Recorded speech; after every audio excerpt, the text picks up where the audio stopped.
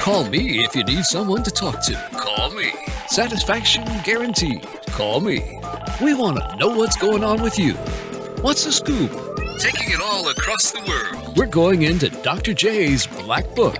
It's that time. Dr. J the counselor with his featured guest from his Black Book. Guys, I have just such an amazing treat that I want to give you today on this show here on KJLHradio.com podcast. Do I Want to Stay Married? He is, his career has expanded over 2 decades. He's highlighted, of course, with the 1996 breakthrough single, Never Too Busy. But one of the wedding staples, guys, hear me clearly, if you rocked in a wedding, you played this man music. You hear what I'm saying? One of his greatest songs, the For You. Grammy award-winning nominations, Soul Train Award nominations, top 10 singles, top 20 R&B albums, NAACP Image Award for the new Best Artist. Listen, man, while staying true, this man has prevailed. He's a true artist. He is a great, and I'm so glad that he's here with us today because I absolutely not only rock the man, but listen, I endorse him all the way because he's a true artist. This stuff that sometimes come out today, I don't know what to say, but this one right here has been rocking for a minute and still putting it down. The one and only Kenny Lattimore. What's going on, guys? What's happening? How are you doing? Thank you for having me today. This is really fantastic to join. This is the family to me. Absolutely. All of our KJLH folks, you bringing your knowledge to our community. It is an honor. Man, bless you, Kenny. Kenny, I'm so inspired by you and many. I got so many emails with you coming on the show that has so many questions. So I'm going to try to condense them down, man. But one of the things is, you are a humanitarian. There's so many great things that you stand for, that you do. But you have used your platform. You have used yourself as a person to present yourself to be an encouragement to people. What's behind all of that? What drove you to be that type of individual and to be that type of artist? One, I'd have to go back to childhood and my parents and pastors, people like yourself who surrounded me as I grew up and shaped me. The village charged me with something before I ever had the platform that I have. In my growth, my pastor and my mother said, when you go out, Kenny, whatever you do, lift up a standard. I came up in the era where there was issues between gospel, and because I came from gospel music and I was seeing classical and a lot of different genres of music, but the gospel message was so important and so relative, positive, and essential to me and my growth, my faith carrying me when I knew the world wouldn't. I don't care how many records I would sell or how much, quote, success I would have. At the end of the day, we dream dreams. And my mother used to tell me this all the time. We dream dreams, but to whom much is given, much is required of him. So I used to say, oh my God, what does that really mean to me? It meant that whole thing that they were telling me about lifting up a standard. I needed to use my platform. It was bigger than just me. But if I wanted to truly affect people in a positive way or affect my community, eventually have my own children that I affected, make my grandparents proud, all of that legacy, it was going to be about thinking about what I had to say and what I had to give, and just making sure that it was beyond the stuff that I could gain.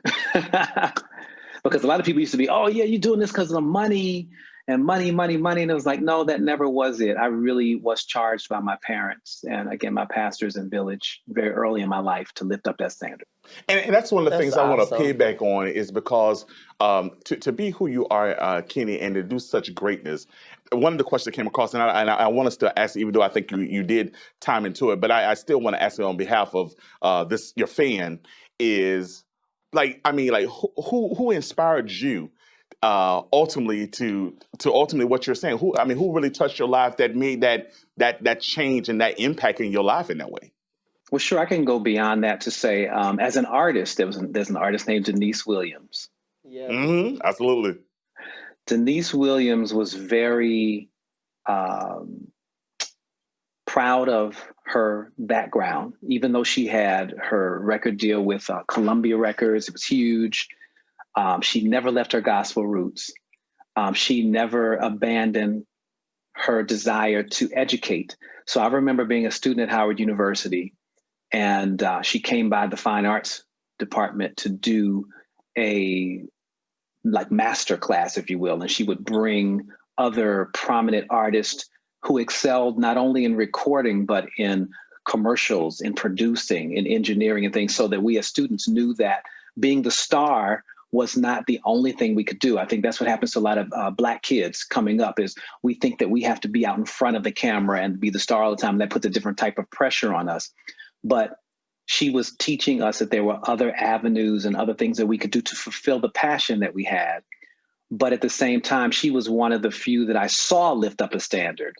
And she was always talking about God, and she was talking about her faith and her background. But at the same time, she was talking about love.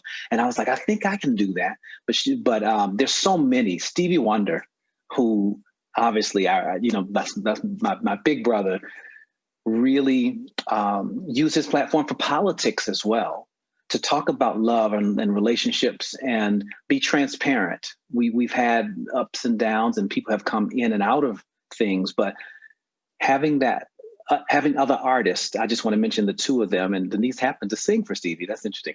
But anyway, Absolutely. To have those type of artists in front of me, I did not know them at the time at all. I know them now, but it was like a dream to us, just aspiring to be as they were and have a career like them. But I love the fact that they laid it out there for me. That's amazing. Kenny, I want to say this to you because, Shirley Murdoch was with us a couple of weeks Shirley ago. Murdoch, yes. But she said something, and I'm listening. It's almost like if you go back and listen to her interview, you guys literally are having some of the same dialogue, because sometimes when you come from gospel and you get ready to cross over to R&B, there's this stigma that almost says that you got to leave one to do the other. And what I hear you saying is that's not true. Tell me, how did you land and really decide, I love God, but I have a gift that I can use for the world at large? I think God gave me something personally. He said, Kenny, if you can say this out of your mouth, you can sing it. I didn't believe that I could go around saying certain things to any and everybody, but I couldn't sing it. It was the same thing to me. It was all communication. And if I could use my platform to communicate something amazing and positive, there was nothing that contradicted that to me. But that was me again. That was something personal to me. And then there was no scripture really to support this. I think it was a lot of people were giving their opinions based on some additional research that they were claiming, but there was no scripture to back that up. Right. So even as a young person, I was very sensitive because I understood that God had a call on my life. I didn't know what it would really take me to, but I embraced it with the utmost respect. And I did respect my elders enough to talk to them. So if they had told me, you know what, son, you're compromising, you're singing the devil's music and all that, I'd hear some of that stuff on the outside. But my inner circle did not say that. And it's interesting because there's something that I tell people all the time too, when folks come against you and different things happen. I learned in some of my darkest and difficult times when people had opinions about me or what have you, not even knowing who I was, you have to be like Jesus and say, who do men say I am? Yeah. And he asked that question, what are they saying about me? Oh, that's what they're saying. Wow. And he listened, but he didn't entertain that. He went back and he said, well, who do you say I am? All you guys that are closest to me, like, do you know who I am and do you understand my purpose? And his disciples were like, yep. Oh, yeah. Well, we know you're the king, you're the son of God. And so then it was like, that's all that really mattered. So the people that I listened to were not all of the naysayers or the negative people out there who wish that they could do what I was doing, because sometimes people are jealous because they wish that they could have your platform or they wish they could have peace doing what you're doing. But everything isn't for everybody. Yes. I don't really wish the R&B industry on anybody that comes from gospel.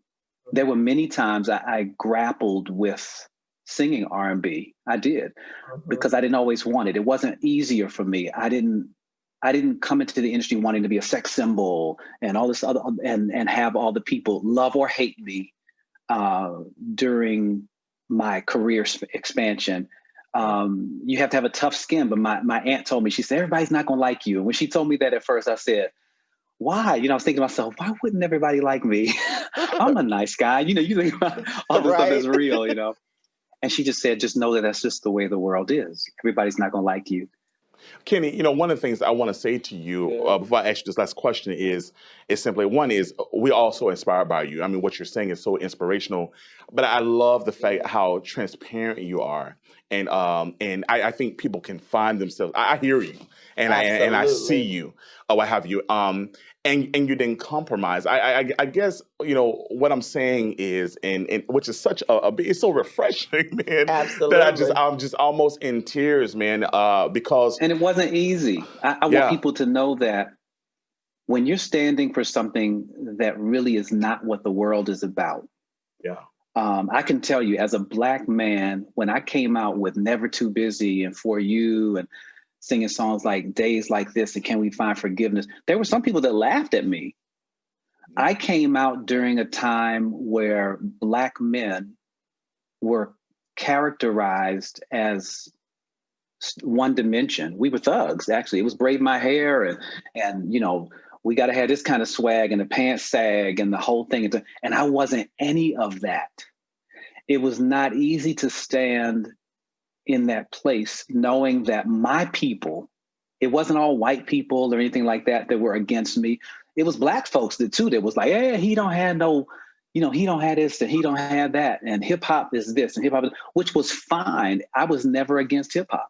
Mm-hmm. I just was authentic to what I came from. Right. I came from gospel. I came from classical music. I came from pop. I really was more a pop singer that happened to be Black.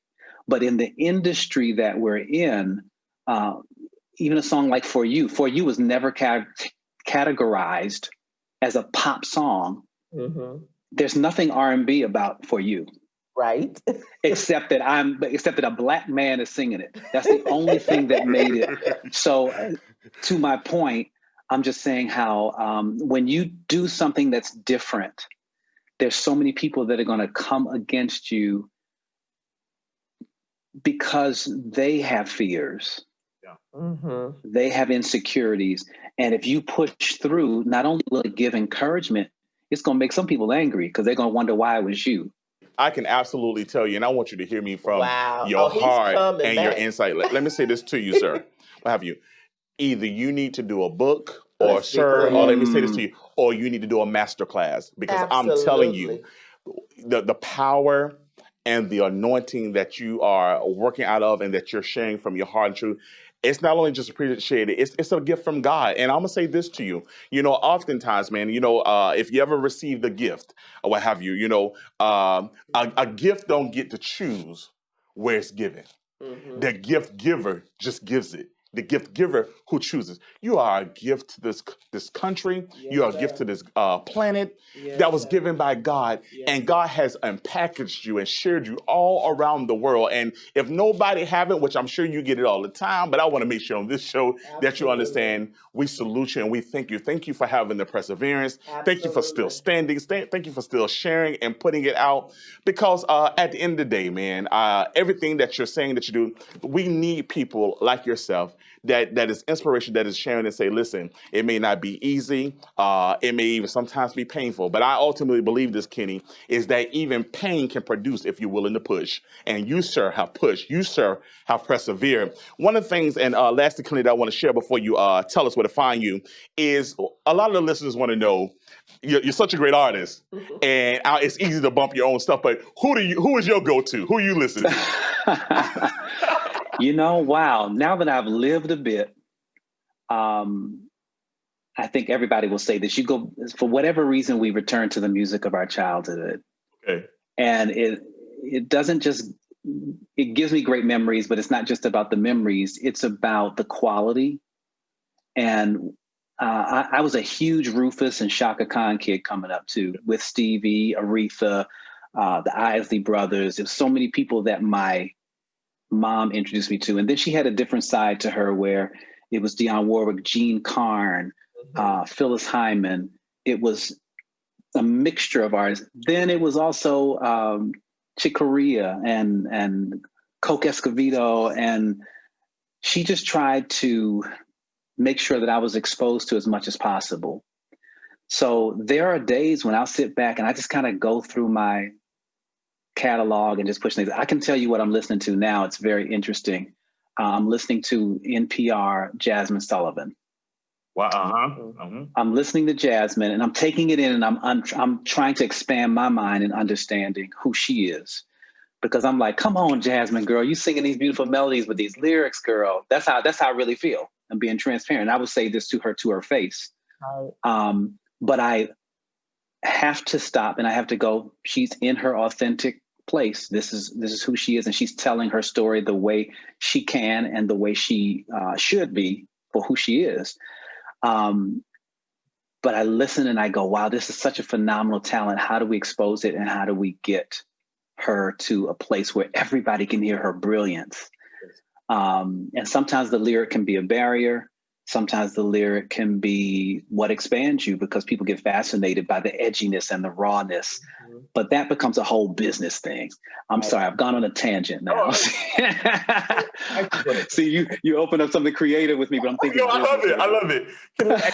So I'm of course I'm a celebrity counselor, and I'm doing the show Do I Want to Stay Married? And we deal with all these intricate topics.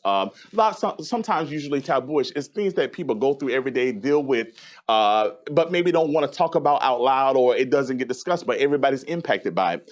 Today's show is a little tighter and a little bit more sensitive because we're talking about infidelity or broken promises. My question is to you, though, so why I have you to chime in on this, is that in globally and certainly in this country, why are people just in your thought and in your fortitude, why people are having inconsistencies when it comes to being committed, or why are they so unfaithful? So many promises are broken in people's relationships of being together. Why are they seeking outside of that? I think they don't grow up with a Dr. J. They don't come up talking about this stuff. We watch television and listen to music. So it kind of circles me back to what I was saying about the lyric. If you listen to Jasmine Sullivan's lyric, because she represents this generation right now, she it's called Hotels, and it's really her talking about her exploration of sex, her exploration of sexuality and sensuality, and she's talking about giving herself to many bodies and trying to figure out life and all that. There's some conversations that we're not having in our community early enough with our kids. We're uncomfortable. We don't want to say things. We don't want to expose who we are and what our failures have been or what our experiences have been. So as a result, we leave the next generation to have a hotel. Yes. And then they, they're just out there. So the infidelity and the exploration and all that is going to continue out of control, because we haven't placed a certain type of value on it not being. Yes. It's in the movies. It's in the television shows. It's interesting to watch. It's like, whoa, oh my God, they just did what? Lord, it's the soap opera, that this reality TV. It's all of that stuff that we buy into, that that we have to check and say, do we want to be a part of that story, really? This is so good. Look, first of all, Kenny, I can be confident that we're going to have you back. Look, so that we can really expound, now that we are very clear that you are 100% engaged. Gifted and articulate. He has my mind going, because I was thinking about the fact that when he talked about what his mom and his pastor gave him, I was thinking about it, and you were talking about all of laying out his accolades. We have children. And you're right. If you don't have something to present to say, hey, this is a model for you to look up to and for you to respect, and for you to, to say, hey, young Black man, look at this person. It's easy to talk about the issues. Give them something and a person and people to point to, like you, Doc, where they're positive and you can be real and transparent, because we do hide our stuff and we don't tell them the truth. And so they're out there fending for themselves. Kenny, how do we find you? Tell our followers, because they're going crazy. How can people find you? Please go to KennyLattimore.com. Everything encompassing at KennyLattimore.com. Interesting enough, my wife and I, Faith Jenkins, who you guys know as Judge Faith, are going to be doing something very special interactively soon. So if you go and just sign up for my VIP lounge, We're going to make an announcement that way. The whole public's going to know. We're going to announce on social media and all of that. But we're going to be sending a special link to our VIP fans to just let you know about the virtual we're about to do. And it's called a celebration of love, an evening of love with Kenny and Faith. Oh. And everything encompassing there is at KennyLattimore.com. Yeah. Awesome. Well, Kenny, on behalf of KJLH Radio and Dr. J and this wonderful team, and Do I Want to Stay Married, we appreciate you, man. And I can tell you unequivocally, Thank you for having me. Listen, when you guys are producing that the show, please let us know, because we are going to push it. We're rallying behind you. We are followers. We are fans. And I'm telling you, the night, sir, you know what I'm saying? I don't know what the church doing, but I'm going to be bumping your music all the way home. Well, this is going to be perfect, because, yes, please do that. I love that. And then, the timing of the live that we're going to be doing is during Valentine's weekend. So this would be a cool way to spend that weekend with you. So you can do it with us live, or you can do it on demand. But all the information is going to be coming soon. I got you. We'll connect. God bless you. Thanks for having me.